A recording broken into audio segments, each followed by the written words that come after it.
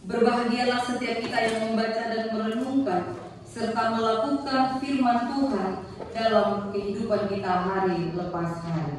Amin. Bersabdalah Tuhan.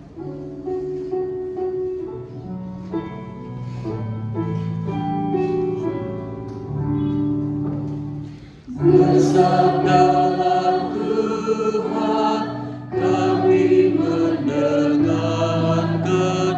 Bersabdalah Tuhan, kami mendengarkan. Kuatkanlah kami dan hiburlah kami. Kuatkanlah kami dan hiburlah kami.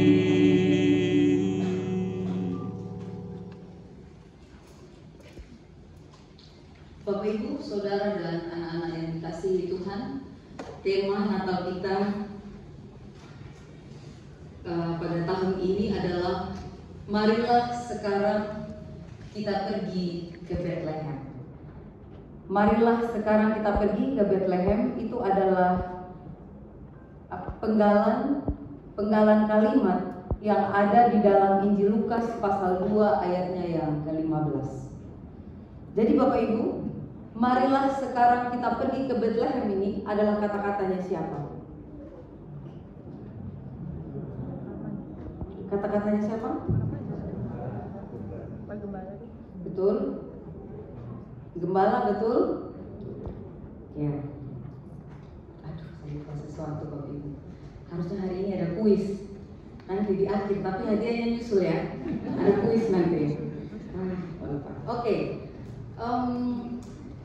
Marilah sekarang kita pergi ke Bethlehem. Itu adalah kalimat dari para gembala. Ya. Berarti aktor yang menyekitari kelahiran Tuhan Yesus yang akan menjadi salah satu subjek gitu ya. Salah satu subjek yang akan kita pakai dalam refleksi Natal kali ini adalah para gembala. Mereka lagi nggak ada di sini. Mereka lagi duduk di antara Bapak Ibu gitu ya, para gembala itu. Di sini hanya ada siapa Bapak Ibu? Maria dan Yusuf ya. Gembalanya atau gembalanya kayak video semalam lagi pergi ya, lagi pergi gitu ya, lagi mengerjakan sesuatu.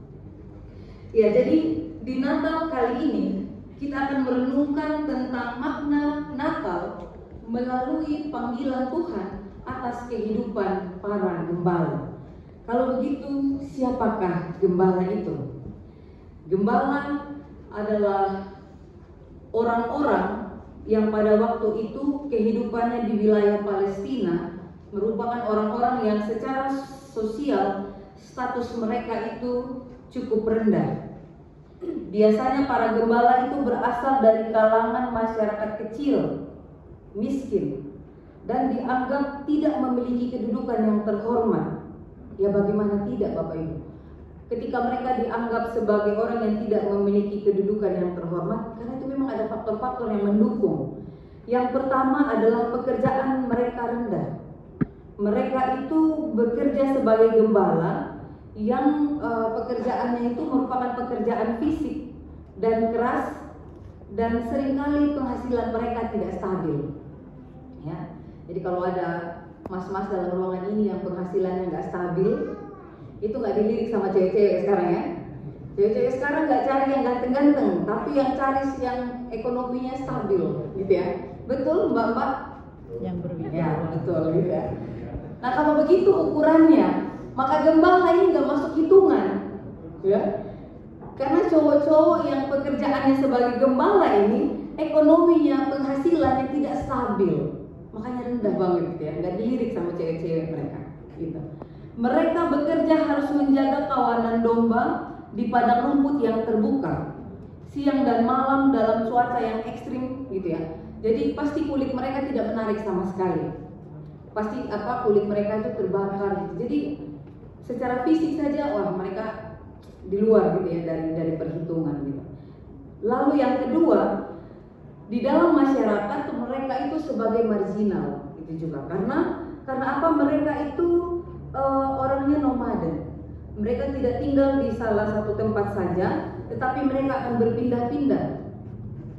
Kalau musim dingin mereka akan mencari lembah, kalau musim panas mereka akan mencari gunung. Jadi mereka tidak akan mungkin dipilih menjadi kepala desa. Gak mungkin mereka punya kedudukan gitu. Gak mungkin mereka jadi RT dan RW. Karena kalau mereka jadi RT dan RW, pusing masyarakat, mau minta surat, mau minta apa, mereka lagi gak di tempat gitu ya. Jadi mereka itu marginal, mereka tinggal di luar desa, mereka tinggal di luar kota karena pekerjaan mereka. Mereka dianggap sebagai kelompok yang terpisah. Mereka berada di pinggiran struktur sosial gembala. Kemudian yang ketiga, gembala juga mereka punya citra yang negatif. Kehidupan mereka itu kan selalu berpindah-pindah. Nah sayangnya setiap kali ketika mereka mungkin sekarang di Pahoman, lalu mereka nanti pindah ke Kemiling, dan pada saat mereka pindah ke Kemiling di Pahoman ini ada kehilangan, maka masyarakat akan menunjuk pencuri itu pasti gembala. Jadi sudah rendah secara status sosial, mereka punya citra yang negatif. Ada stigma yang dipasang pada diri mereka bahwa mereka pencuri.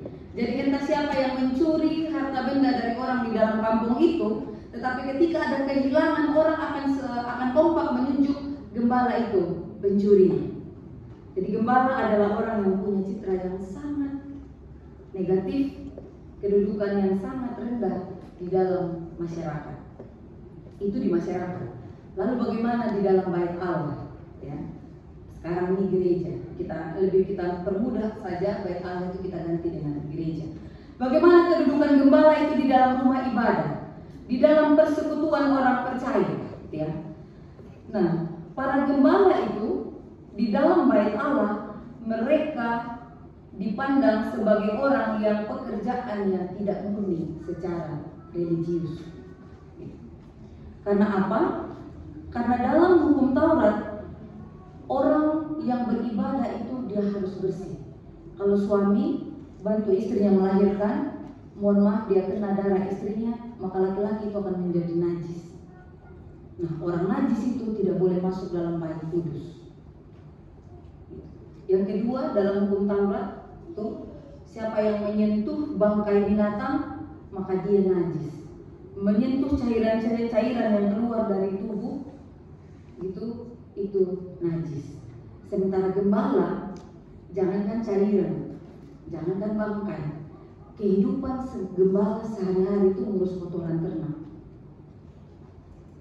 Itu mengapa dalam ujian perentuan saya mengangkat bahwa pendeta itu adalah pelayan yang bersahabat, karena pendeta itu bukan bos. Pendeta itu ngurus kotoran, tapi mengurus tai. Dan itu pekerjaan gembala, gitu ya. Eksplisitnya begitu biar lebih tergambarkan. Itu yang dikerjakan oleh gembala. Mereka kotor, karena itu dalam pandangan agama mereka najis. Jadi bukan hanya masyarakat yang menolak mereka, tapi tempat kudus bait Allah menolak mereka sebagai orang yang tidak murni. Mereka adalah orang yang najis. Banyak pasal yang dikenakan kepada mereka. Misalnya, pada hari Sabat tidak boleh ada orang yang bekerja.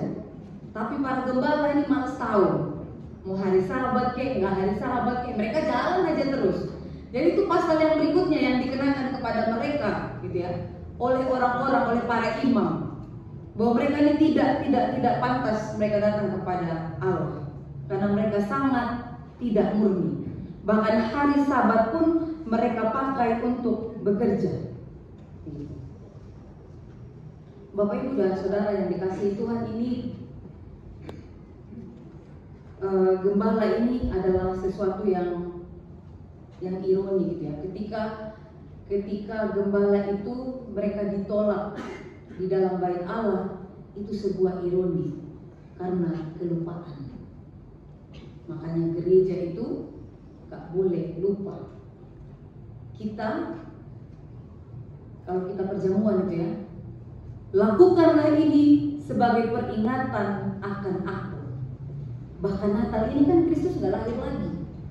Tapi Natal ini kan sebuah upacara, sebuah refleksi, sebuah perenungan, sebuah ibadat yang intinya melakukan peringatan, mengingat bahwa Kristus Mesias itu telah datang, bahkan telah selesai, tidak hanya mati, tetapi juga bangkit.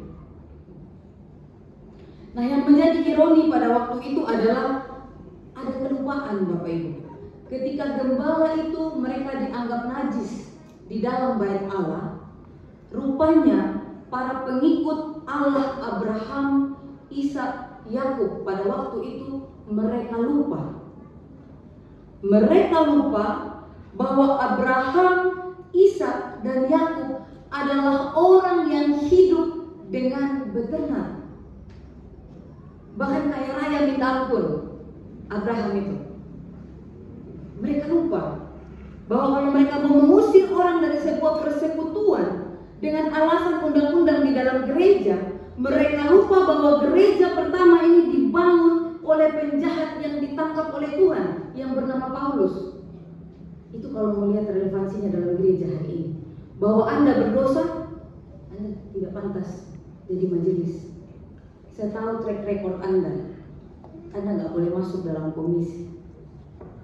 Kalau kita lakukan itu di dalam gereja, kita mengulang peristiwa gembala yang diusir dari bait Allah. Pada satu sisi, orang-orang di dalam bait Allah menyembah Tuhan yang disembah oleh Abraham. Kami menyembah Adonai, Allah Abraham, Ishak, dan Yakub.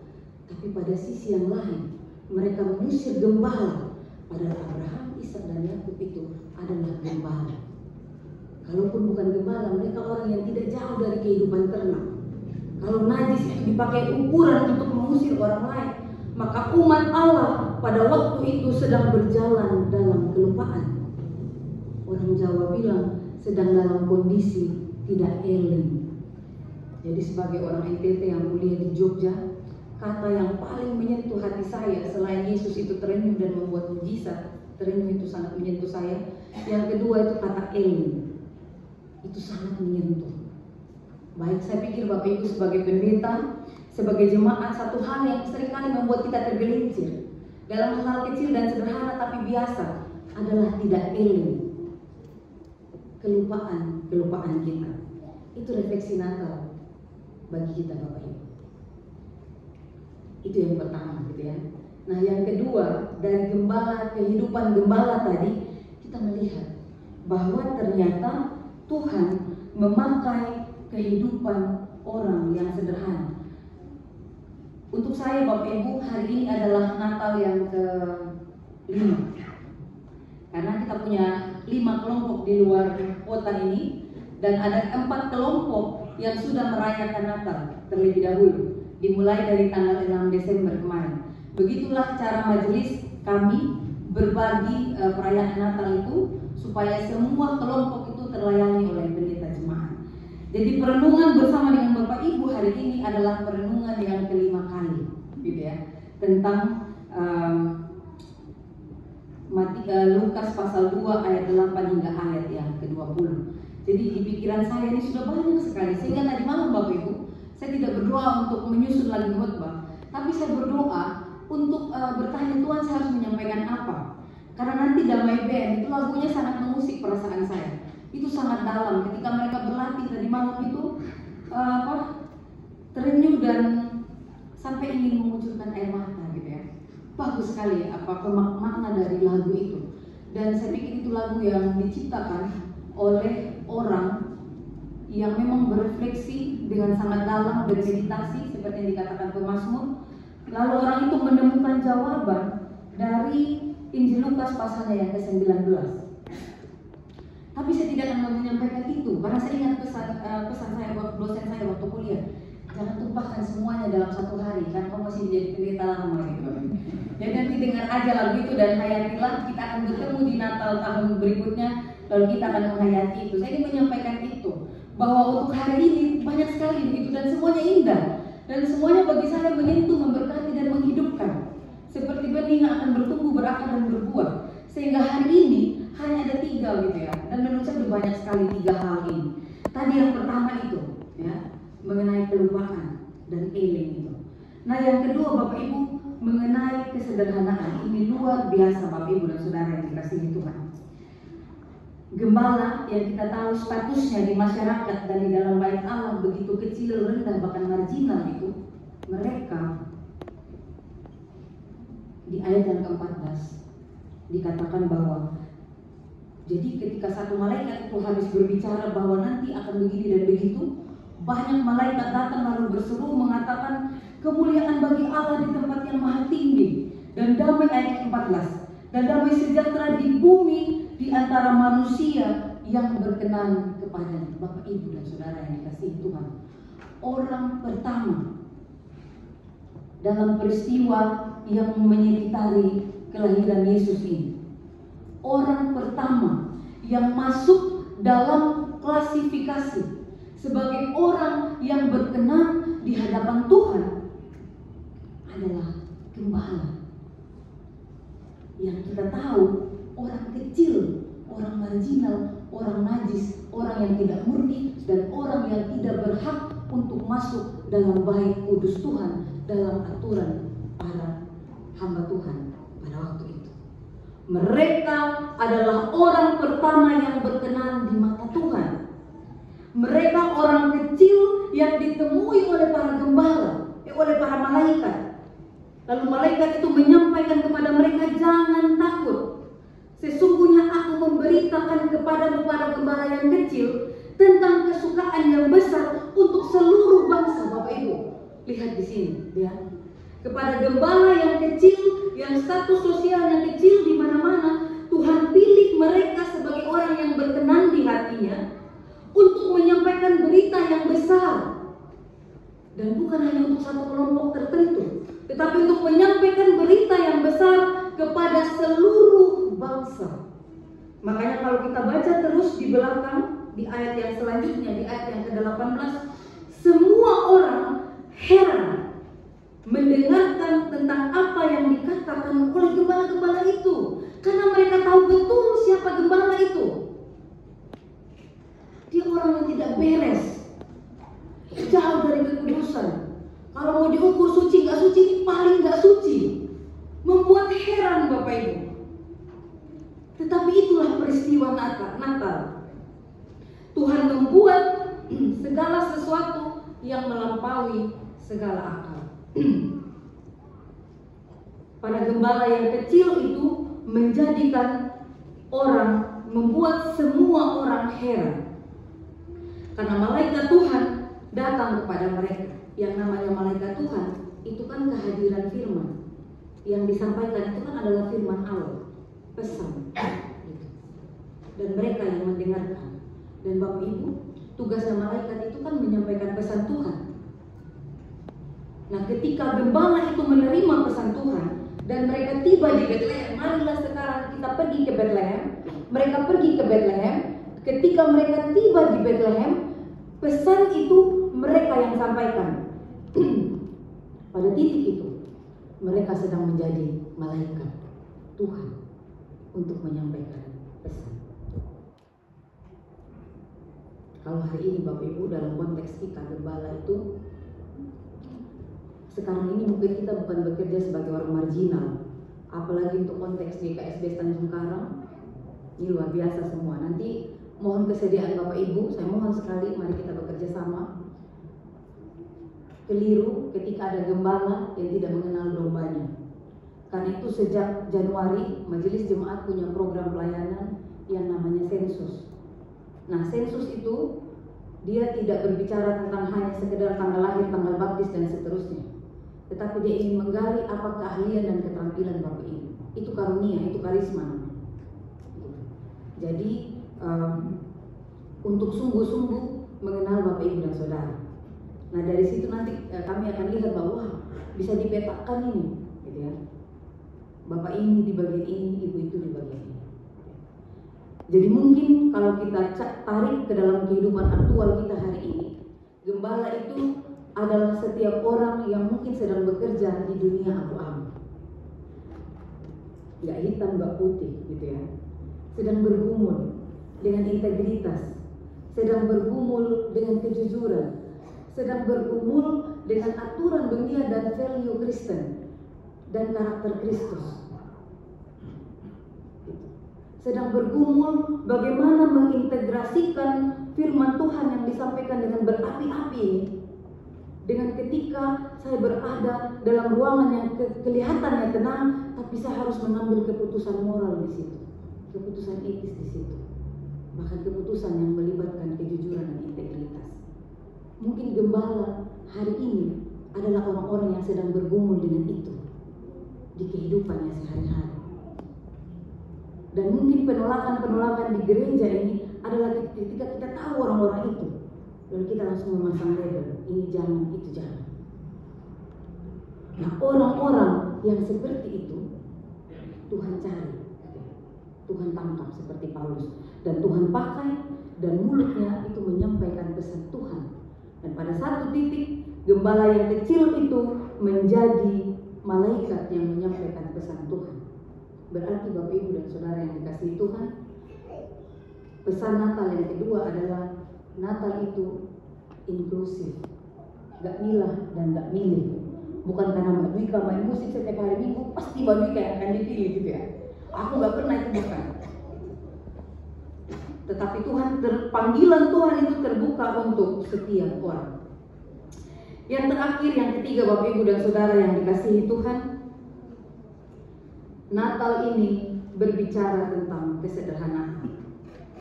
Dan kata sederhana ini tidak henti-hentinya digaungkan.